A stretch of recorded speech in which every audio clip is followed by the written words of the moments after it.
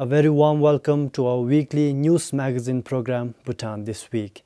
I'm Sharab Doji. Our top stories this week: the National Council said the BBIN motor vehicle agreement still under discussion.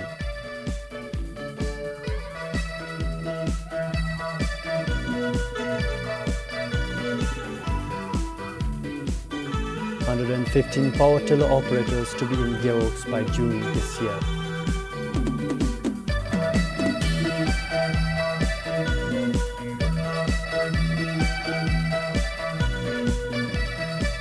And 104 fish species recorded in Amuchu, Wanchu and Punasanchu.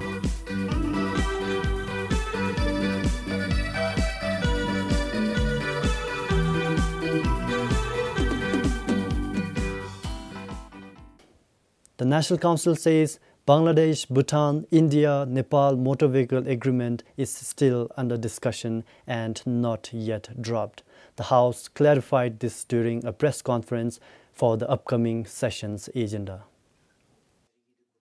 The Deputy Chairperson of the National Council said there are certain legislative rules of procedure to be followed if the agreement is to be withdrawn. A joint committee with representatives from the National Council as well as the National Assembly must be formed for the purpose.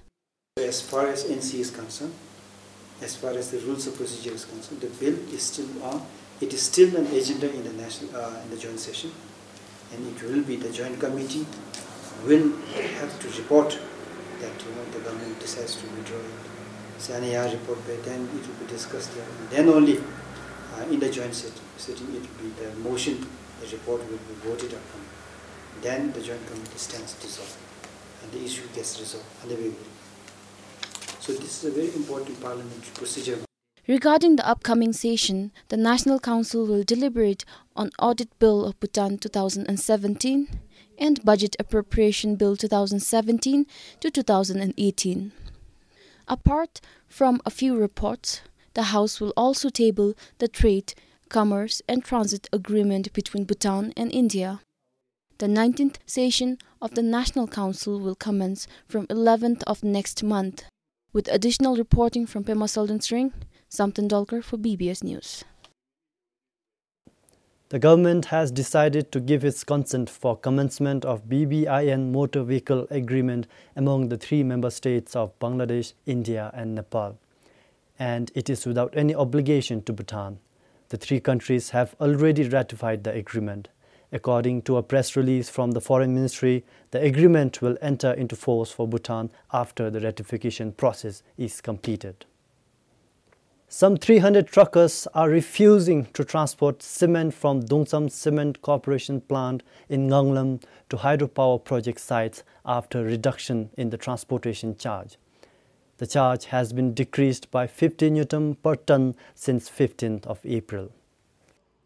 Trucks lie idle since the revision came into effect. The Dungsam Cement Corporation decided the rates which are agreed by the 10 transporters in Nganglam. The rates are revised every year as a cost-cutting measure.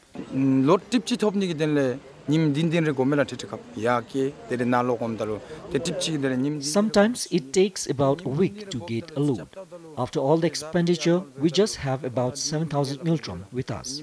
It is less than 1,000 miltron per day. If they pay the previous rate, then we will continue to transport. Otherwise, we can't carry the load.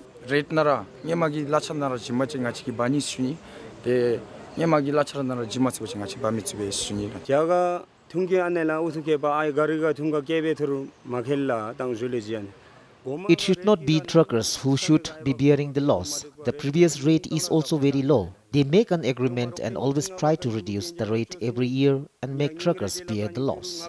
They can at least call a meeting before making a decision.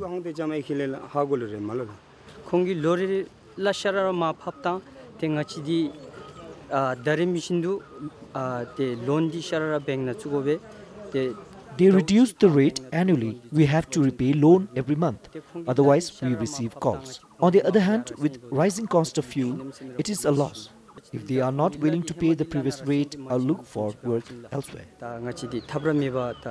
Kari longi zoom bakchor di bere thabra mindula ta la so thoba chinlo so nalu chedi beni matuchi ta nalu di mapalera charge miswe sishuni. The transporters tried to bear 50% of the loss, but truckers refused the idea.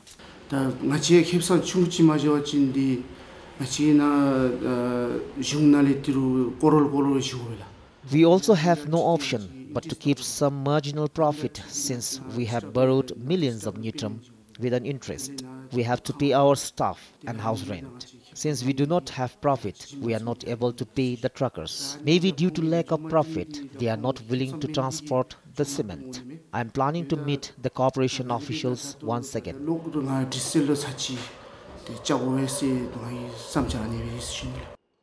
But the managing director of Tungsam Cement Corporation, Doji Nobu, said they cannot consider any changes in the rates.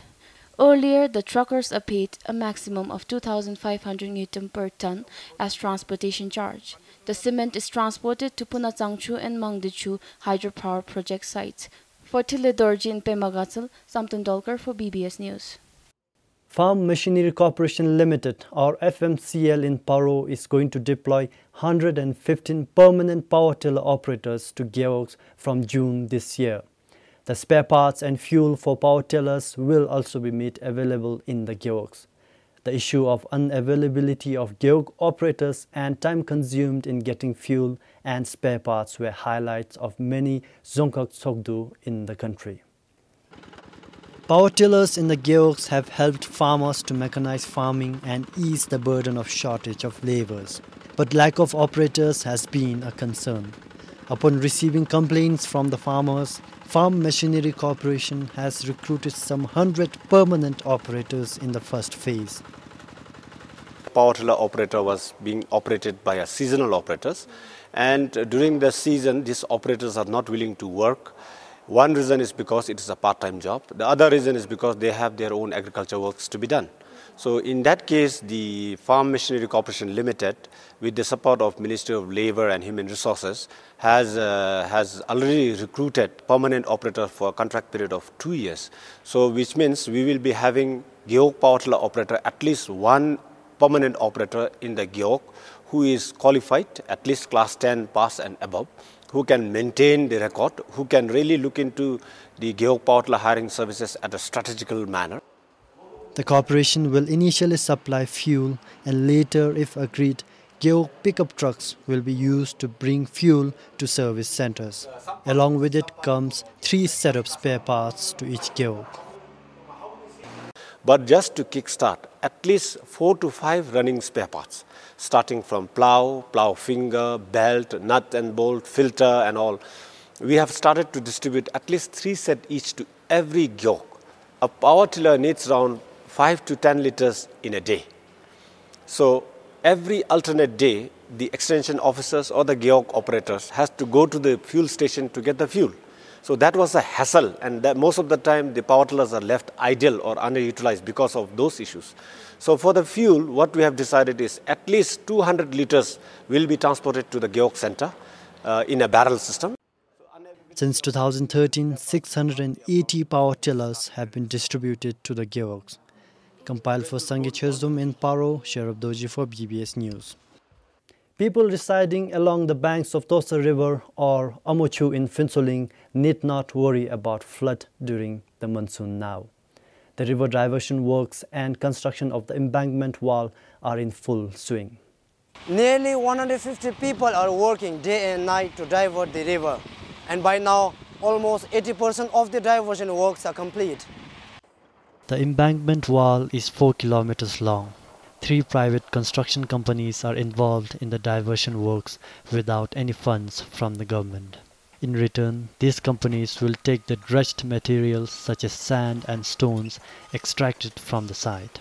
Until now, the companies have spent nearly 100 million Newton in the works, and people are happy with the initiative.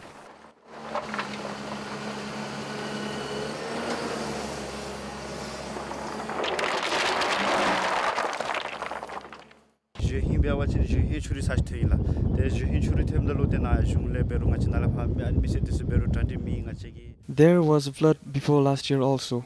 People were not prepared last year and the flood caused huge damage to the people and properties. This year, preparations are being done, embankment wall seems strong. We are happy with the ongoing river diversion works.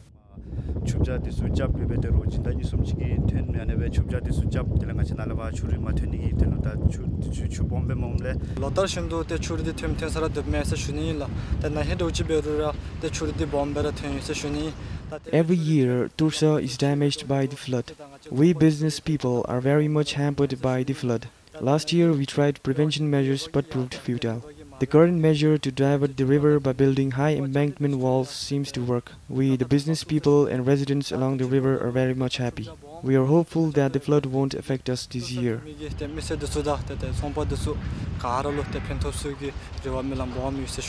The river, if not diverted, threatens the National Housing Development Corporation's housing colony that is being constructed. Over 100 companies have offices along the banks of Tursa River. For Sonam Panjo in Phensaling, Sharaf Dorji for BBS News. A falling boulder from the road widening works along the highway damaged a house at Tashiling under Tansipji Gyeok in Tromsø on Wednesday night. Fortunately, there are no casualties since people were asked to abandon their houses for time being because of the risks of falling boulders. This house was damaged last night after the boulder hit at around 10 p.m. BBS did run a news on 9th of April after the residents residing out here said they had been living under constant fear for months now. During that period, the residents had clearly mentioned that they have been living outside their houses for many a times. A closer look this morning gives a clear picture of the damage. It would have been a different story if there were people inside. According to the contractor, the overhanging rock fell down after they carried out a blasting last night. There are 2 houses here whose families have been asked to evacuate for time being. Yeah, ani bom jak ni se te ma chuila ma chim do ma so chim to yidi to na se bom be yila ma ani to di do ana yila de la be go se do dia la do bachin be masla do ani jana ajagap da libe sokba de nga dak chunglu de nga yudi be tenga chira ya de korasu conductor su kora conductor de chiga de lamsa gopin de chiga ga ji phi de nga yuila ga ji zombe de nga chena dynamic nga chena moduse korasu yigu chia genje chia zo yuila de ya to yigu de ya yo na jo yigu de zo ya ta song lo ta yu lo shilab de la yigu genje zo de ro ma ta jo ya chimma de nga zum ju wa jin de nga di de na jaso yu sur ma de na chim ngomo ma 심들은 아이라 다 디나 머드에서도 다 디나 머드 디가 뒤에서 사고 디가 싫어 뛴데 있었다 불에 미세 주니라 다 같이 아니디 테레바리 아니디 아니베 데 같이 아니 머드에서 언제 나데 가디베로 머드 주면 라디 토티 벤베사 뒤디베 하시는 같이 해도 가디베로 작질랭이 들어오게 아니베 뒤로 두베 발라 데 라디 베도 좀 집에 마베로 좀 집에 가는 데 같이 딱 머리가 같이 둘라. The joint verification from Gyeok and Dzongkhag Disaster Management Team said it was a man-made disaster and the victim was not eligible for rural insurance. However, the chief engineer from Department of Roads, Tauge Cherup, said the contractor should be responsible for any losses as the road stretch is already handed over to him. After much discussion between the Gyeok contractor and the Dzongkhag Disaster Management Team, the contractor agreed to provide one of the residents with tarpaulin sheet for temporary shelter until the widening work is over. The widening work in the area might take about a week or so to complete. For Sujaman Thapa in Tongsa, Dojidema, BBS News. The National Center for Riverine and Lake Fisheries in Ha recorded 104 fish species in the 3 major river basins of Omochu, Wanchu and Punatsanchu. The finding is a result of a 3-year-long study on distribution and assessment of fish species in the rivers of the country. The database will be helpful in planning and coordinating any developmental activities. Due to lack of such proper database on fishery, it has been difficult to ensure a sound and a healthy aquatic biodiversity. Therefore, having a well-researched fishery database can be helpful for a sound aquatic resource management plan.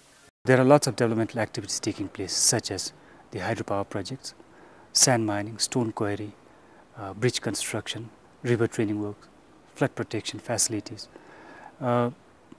These activities having more and more impacts on our aquatic resources. It's also equally important that we try to minimize the impacts from these activities on aquatic resources as far as possible by putting in place good management arrangements and mitigation measures. And unless you have proper database, you cannot have sound management arrangements and mitigation measures. Better management arrangements through well-researched database can help reduce import of fish and manage people resorting to unhealthy fishing practices. There are people who are dependent on fisheries for their income, livelihood, but fishing is not allowed in our country for commercial purpose or for consumption. That's why these people, they resort to many fishing practices which are not only detrimental to our fishery resources, but also to the environment. So one option to address this issue is by making fishing legal, but with proper management plan. By making fishing legal, I think, with proper management plan, not only will people benefit socio-economically, but also you can protect your environment also. The 3-year study began in 2013 with funds from the Bhutan Trust Fund for Environmental Conservation. The National Center for Riverine and Lake Fisheries is currently in the process of compiling a similar database of fish species found in the rivers of Eastern region. Sonampem for BBS News. Recently, people have been using Facebook to advertise the sale of imported breed of pet dogs. According to the Livestock Act of Bhutan, without import permit issued by the Bhutan Agriculture and Food Regulatory Authority or BAFRA, import of animals is illegal, and no Bhutanese have registered with BAFRA to import dogs. All kinds of imported breed of dogs are available for sale. This advertisement has some 40 breeds of dogs. With other details and contact number on the social media, the dogs are just a phone call away, and all these are illegal. On record, there is no single pet animal importer who is registered with BAFRA or Department of Livestock or with the local government. And secondly, most of the general public are not very aware on the need to avail prior import permit from BAFRA before importing the animals. The concern here is a threat to the country's biosecurity if such illegal sale of imported breeds of pet animal is not monitored. The rabies outbreak in Ha has occurred because of the illegal import of dogs from the India. And when they import a pet animal illegally, certain diseases which are either present in the country such as rabies or which are exotic to the country such as infectious canine distemper are imported into the country, thereby posing a great threat to the susceptible pet animals in the kingdom. It costs 100 neutrum for an import permit for a commercial purpose. After the application, BAFRA undertakes risk assessment. Based on the information submitted by the applicant and also by reviewing the epidemiological informations on the certain diseases from the pet animal origin. And we also impose mandatory zoo sanitary certificates, which entails the which entails the vaccination status of the animals and also the disease status of the animals. With such system in place, we can ensure the biosecurity systems in the country. If caught, a fine double the value of an animal will be imposed and animals will be seized. A few cases are in the court. Pasang Doji for BBS News. WHO Southeast Asian countries pledged inclusive approaches for autism and neurodevelopmental disorders by adopting Thimphu Declaration. The declaration emphasizes on health, education, social services, and governance through disability-friendly policies in the region. The 3-day international conference on autism and neurodevelopmental disorders concluded with a pledge to integrate needs of people suffering with autism and other neurodisabilities into the national health and socio-economic development plans. The declaration emphasizes on giving specific attention to strengthening national capacities in the health, education and social care sectors to provide effective services and support to people with autism spectrum disorder and other neurodevelopmental disorders. At the closing, the health minister said emphasis should be made on the need for advocacies to raise awareness and to eliminate stigmatization and alienation, as well as to promote holistic family involvement in the region.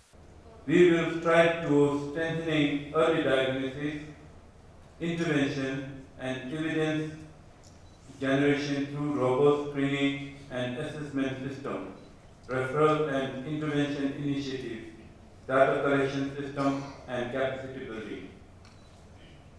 All in all, whatever efforts we make, including this conference, should ultimately result into better life and happiness for persons with disability and their loved ones. The Thimphu Declaration calls upon policymakers, academicians, CSOs, NGOs, the private sector and the media to join hands in addressing autism and other neurodevelopmental disorders. It also requested support from the United Nations, World Health Organization and other multilateral and bilateral partners in achieving the intentions of the declaration. The declaration also called for countries in the region to share experiences and best practices. Autism and other neurodevelopmental disorders are lifelong disabilities that affect brain functioning. According to the World Health Organization, autism spectrum disorder is a public health issue affecting 1 in 160 people globally. With additional information from Sonampem Sonamfunsu for PBS News. If you are not sure where to go for higher studies, an education consultancy firm is where you go to seek help. But officials from the Education Ministry say apart from the information such firms give, individuals also need to verify information on their own. Currently, many do not do so and, as such, become victims of false promises and fabrications. Every year, the Department of Adult and Higher Education receives complaints against education consultants. In almost all cases, students are disappointed with what they have been told or assured and how things turn out to be. While some cases are minor, a few tend to be serious. Over the years, quite a number of students have come to the department with complaints that the universities or the institutes that they have been admitted to have been disappointing in the sense either the medium of instruction is not in the English language, sometimes the resources are not up to the mark, and overall expressing disappointment and unhappiness at what they received. The department has cancelled licenses of 3 education consultancies from almost 40 firms in the country and blacklisted them. The director added, both students and parents are overwhelmed by the information they are fed with and then act on impulse. I think what's important is that both the candidate and the parents must themselves also do a thorough research and homework on the institution that they are interested in, the courses that they would like to get enrolled in, and not rely entirely on what is written in the brochures. The department, meanwhile, is also doing its part to prevent such problems. On an annual basis, the complaints never cease to stop. So we have now, we are going to launch a website.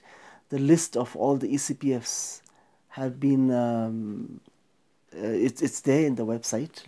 The candidates, the students and the parents can go through the list and see their performance rating and then accordingly decide whose services they want to avail. In addition, the department is also sensitizing students in schools about the issue. Ishe Gelton, BBS News. That's all we have for you this week. Thank you for joining us. Goodbye.